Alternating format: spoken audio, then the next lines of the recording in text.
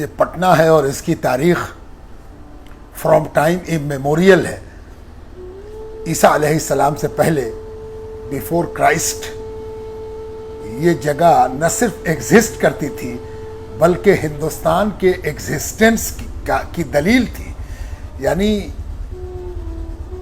Maurya period के हिंदुस्तान की राजधानी यही पाटलिपुत्र थी। और उस दौर से कुछ नाम पटना के महलों के, पटना के इलाकों के कहा जाता है कि अशोक के पीरियड के हैं। मसलन अगम कुआं, ऐसा कुआं जिसकी थाह पता चलाना मुश्किल है, वो अशोक की यादगार कहा जाता है। बात चली आ रही कि अशोक ने इसको बनवाया था।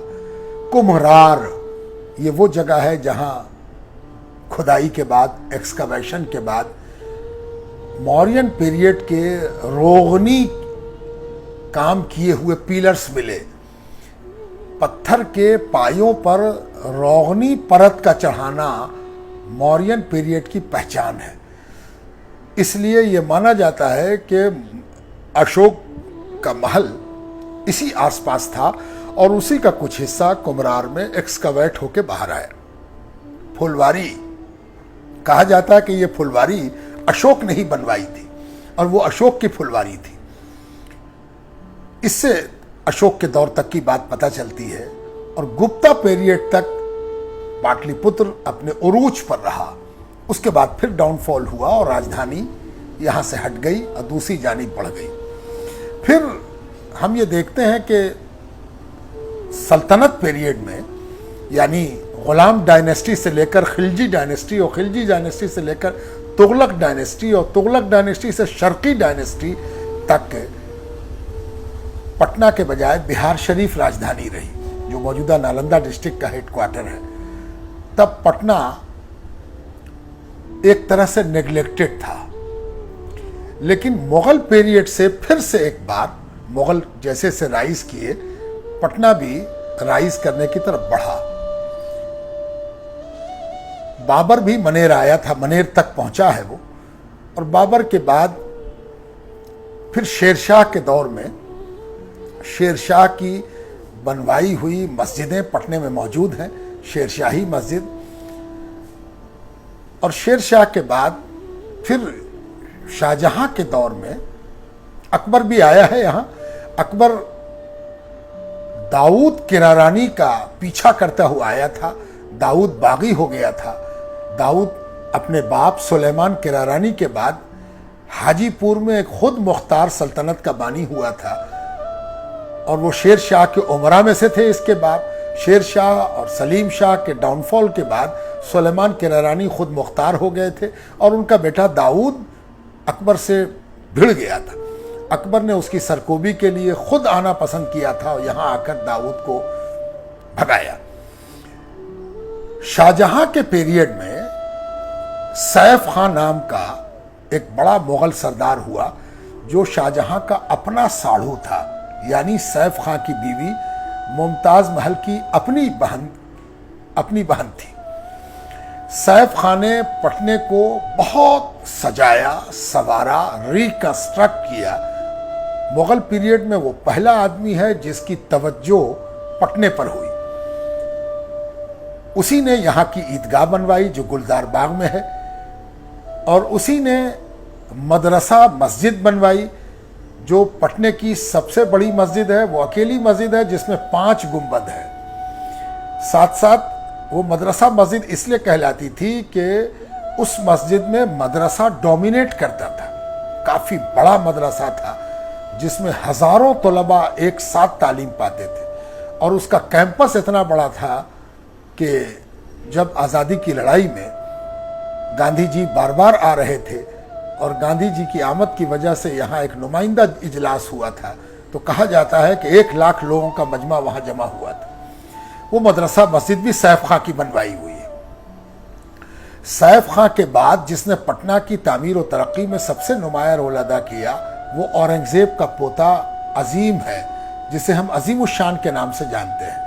अजीम उस शान ने पटने को सजाया, संवारा और पटने का वो डाउनटाउन जिसे हम अंदरून किला कहते हैं, उसके 2 गेट भी अजीमुशान के ही यादगार हैं, यानी पश्चिम दरवाज़ा और पूरब दरवाज़ा।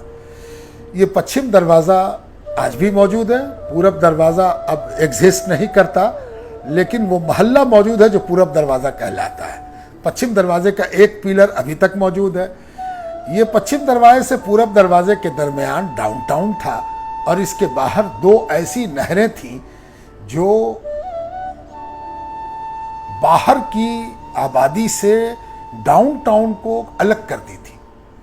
जब तक कि उस पर दरवाजे को खोला नहीं जाए कोई किले में दाखिल नहीं हो सकता था। तो गोया अजीमुशान ने पटने को नई जिंदगी दी और पटने का नाम उसी की वजह से अजीमाबाद पड़ा। उससे पहले पटना ही था। पटना नया नाम नहीं है, पटना पुराना नाम है। अजीमाबाद होने से पहले जो शख्सियात पटना से ताल्लुक़ रखती थी उनको पटनवी कहा जाता था, इसलिए पटना पुराना नाम है और उसके बाद फिर अजीमाबाद नाम पड़ा। अजीमाबाद के किले के अंदर के जो महल्लात थे उनमें से एक महल्ला किलही के नाम से कहलाता था जो आज तक कहला रहा है, और ठीक उससे सटा हुआ एक महल्ला था जो कैवा शिको कहलाता था।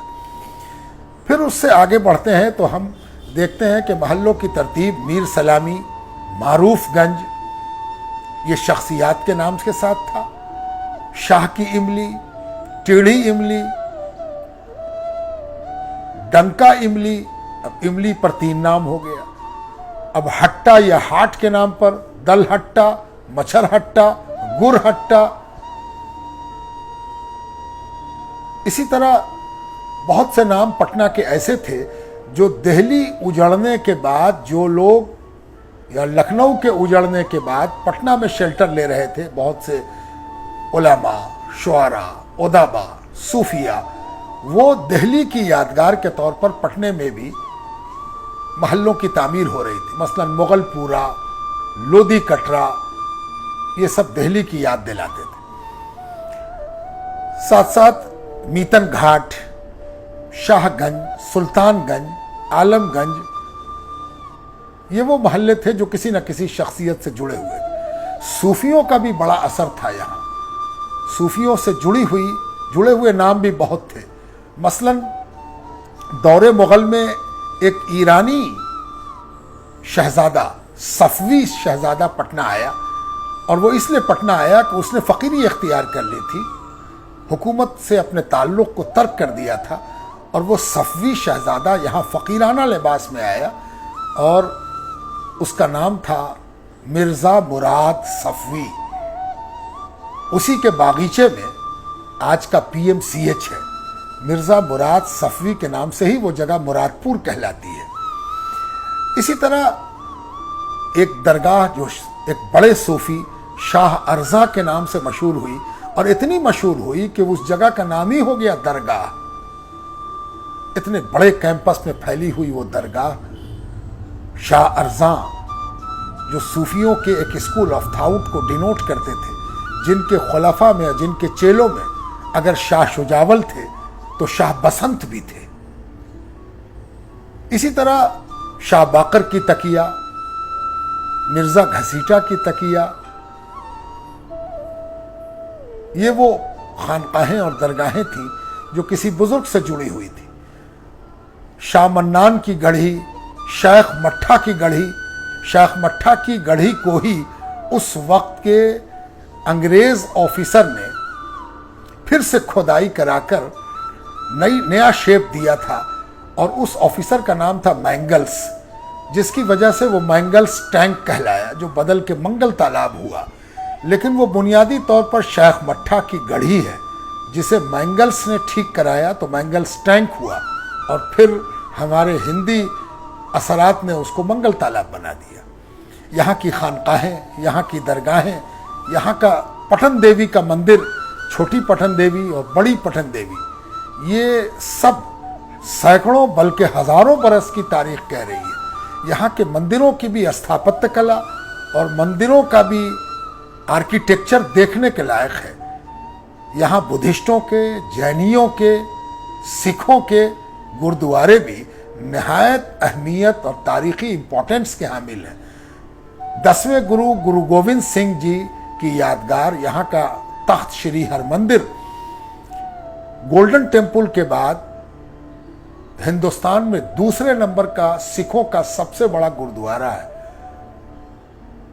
खुदाबख्श लाइब्रेरी यहाँ की, खानकाहों की लाइब्रेरी यहाँ की, ये सब इस अजीमाबाद के, इस पटना की तारीख के गुल बूटे हैं। यहाँ के लोग कौमी यकजहती के साथ मिलजुल कर रहते हैं और मिलजुल कर रहते आए हैं। ये वो जगह है जहाँ बड़े बड़े हिंदू, फारसी और उर्दू के शायर हुए।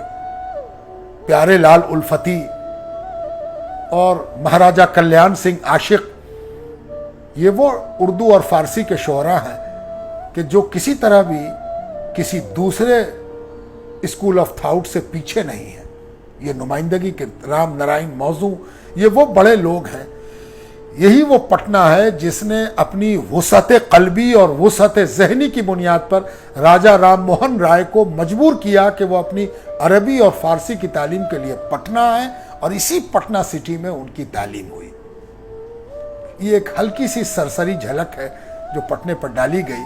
पटना की तारीख ऐसी नहीं है कि एक नशिस्त में और एक गुफ्तगू में कोई पूरी कर दे। ये गोया एक उचटती सी नज़र है।